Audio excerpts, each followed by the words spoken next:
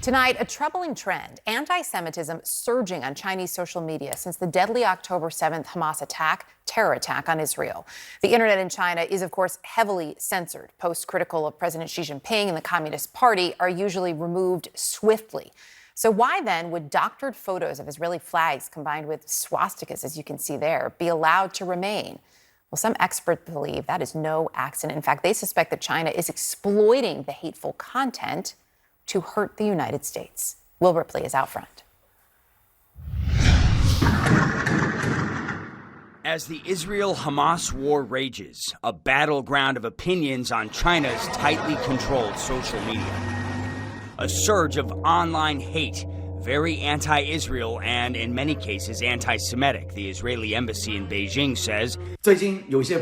Matt Trush is a Jewish-American businessman living in China with thousands of followers on social media. For centuries, China has been the biggest friend of the Jews, and until recently, that's now all changed. CNN uncovered a hornet's nest of hateful content surging after October 7th, criticizing Israel's military response in Gaza to the Hamas terror attacks. Some remain untouched by China's usually heavy-handed online censors. For a person like me, a Westerner, to post on China's TikTok, highly censored TikTok, I have to be very, very careful. And yet, these Chinese bloggers, these hate bloggers, seem to have free reign. Some online users combining the Israeli flag and Nazi symbols.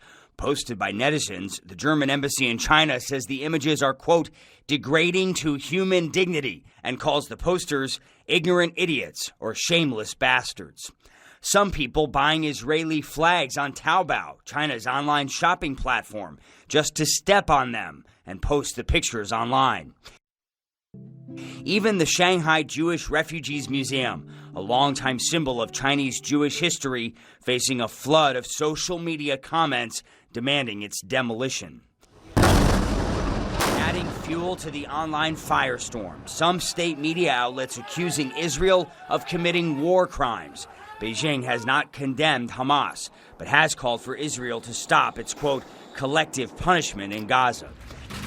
Experts even suggesting China may be using anti-Jewish hate as a weapon against Washington, Israel's biggest backer. It helps facilitate the Chinese government's foreign policy agenda, which, ultimately is to see the U.S. as the enemy trying to undermine China. She says recent statements by China's Foreign Minister Wang Yi suggest an ulterior motive. We have always firmly defended the legitimate rights and interests of Arab and Muslim countries. A deliberate diplomatic strategy influencing how Chinese citizens perceive the Israel-Hamas conflict.